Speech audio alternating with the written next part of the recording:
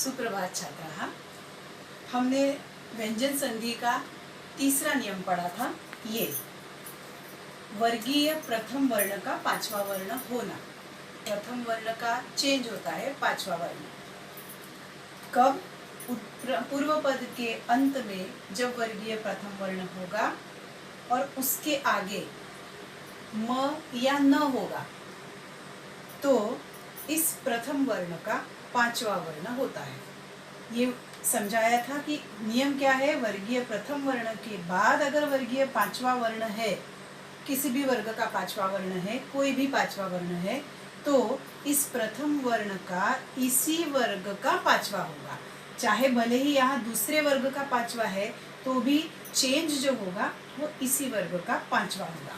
इसका ये हमने एक उदाहरण देखा था। वाक् प्लस मयम, क ये प्रथम वर्ण है, इसका पंचम वर्ण क ख ग घ ग ये यहाँ पर होगा। ये जो मयम या उत्तर पद जो है वो जैसा है वैसा ही रहेगा, उसमें कोई चेंज नहीं आएगा। ये सिर्फ उसमें पहले का पांचवा वर्ण होगा। अब इसके उदाहरण देखेंगे। इसमें अब फिर से हर बार आपको क्या करना है, इसमें सिर्फ प्रथम वर्ण का पांचवा करना है। मतलब याद रखना है कि वर्णमाला में प्रथम वर्ण का पांचवा कौन सा है। अब ये है उसके उदाहरण होमवर्क के। षट प्लस मयम, फिर षट प्लस मुखम, ये दोनों जगह ट का पंचम, मतलब ट ठ ड ढ ण। जैसे षट प्लस मयम का होगा षण्मयम, षट प्लस मुखम का होगा षण्मुखम, ट ठ ड ढ ण षण्मुखम। ये ट के जगह जो पांचवा आ रहा है, प्रथम के जगह जो पांचवा आ रहा है वो आधा ही रहेगा, इसलिए ये इस तरह लिखा है। ये बाकी के अभी सारे होमवर्क है। उत प्लस नयम, अप प्लस मयः, फिर षट प्लस मूर्ति ही। जैसे कि मैंने कहा था कि नियम में तो लिखा है कि उत्तर पद में वर्गीय पांचवा वर्ण आएगा, लेकिन ये भी कहा था कि यहाँ पर हमें म और न ही दिखाई देगा, क्योंकि बाकी के जो तीन है ग और ण, इससे शब्द की शुरुआत नहीं होती, इसलिए बचा क्या, म और न, इसलिए हर जगह म और न ही मिल रहे हैं। फिर उत प्लस नति ही शब्द बनेगा त थ त ध न, उन्नति ही हमेशा यूज होने वाला शब्द है, त का न बनेगा उन्नति। फिर नृत प्लस मयम, ये उदाहरण कई बार बोर्ड एग्जाम में आ चुका है। मृणमयम बनेगा, त थ द ध न, मृणमयम बनता है इसका। फिर जगत प्लस नाथः। अब अभी मैंने कहा कि इसका बनेगा ये मृण्मयम, ये इसका आंसर है।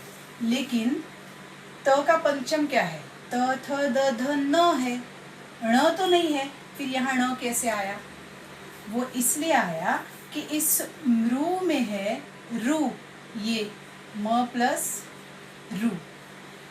यहाँ पर ये नियम लगा है कि जिस एक शब्द में रु, र और श के बाद अगर न आता है, ये न आया था, यहाँ त थ द ध न का न आया था, तो न जब आएगा तो उस न का ण हो जाता है। ये रूल है। उस रूल से ये त का हुआ तो न ही, पंचम अक्षर न ही हुआ, पर इस रूल से ये न का ण बन गया। रूल क्या है, जब एक ही शब्द में रु र श के बाद न आता है, यहाँ रु है उसके बाद ये न आया था, क्योंकि ये शब्द बना था मृण्मयम, तो इस न का हो गया ण, इसलिए शब्द मृण्मयम। अगर हम इसको इस तरह मृण्मयम लिखेंगे तो ये रॉन्ग होगा, ऐसा यूज नहीं होता, मृण्मयम यूज होता है इस रूल के कारण। रूल है एक ही शब्द में रू श के बाद अगर न आता है तो इस न का होता है ण। तो ये अलग है, इसलिए ये ल नहीं करके रखना है इस एग्जाम्पल को, मृत प्लस मयम मृण्मयम, क्योंकि आप रूल के अनुसार करने जाओगे तो आप मृण्मयम लिखोगे जो रॉन्ग होगा। उसके बाद सत प्लस नायिका, दिक प्लस मंडलः, ये हुए आपके होमवर्क के क्वेश्चन। एक और यहाँ पर लिख दो, प्राक प्लस मुखः, ये दो मैंने आंसर बताए हैं इसलिए दो और एक्स्ट्रा लिखे हैं। उत प्लस मूलनम, ये भी वर्ड हम हमेशा यूज करते हैं, उन्मूलनम, उन्मूलन करना, हटाना, दूर करना। तो ये है होमवर्क के क्वेश्चन। अभी हम पढ़ेंगे नेक्स्ट नियम। ये रूल क्या था, वर्गीय प्रथम वर्ण का होगा वर्गीय पांचवा वर्ण। कब होगा, जब उत्तर पद में वर्गीय प्रथम वर्ण आएगा, जब पूर्व पद में वर्गीय प्रथम वर्ण आएगा और उसके आगे म या न आएगा तो इस प्रथम वर्ण का इसी वर्ग का पांचवा वर्ण होगा। ये था रूल और ये थे इसके एग्जाम्पल्स। अभी हम पढ़ने वाले हैं फिर से एक नया रूल, जो है इसका अंतिम रूल, व्यंजन संधि का अंतिम रूल। नियम 4, लेकिन इस नियम का एक उपनियम भी है, मतलब वैसे दो नियम अभी हमें पढ़ने हैं, एक जैसे ही है। ये है अभी नियम 4। ये क्या है, इसका नाम है इस नियम का तुगागमः। तुगागम मतलब तुक आगमः। ये तुक प्लस आगमः का संधि से ही तुगागम हुआ है। संधि हमने पढ़ी है, वर्गीय प्रथम अक्षर का तीसरा अक्षर क ख ग, तुगागम। ये है नियम का नाम तुगागम। नियम बहुत ही इजी है, उदाहरण से आपको झट से समझ में आ जाएगा। इसमें नियम ये है कि ह्रस्व स्वर के बाद, अब ह्रस्व स्वर क्या है, फिर से वर्णमाला की तरफ देखना पड़ेगा, स्वरों की तरफ जाना पड़ेगा।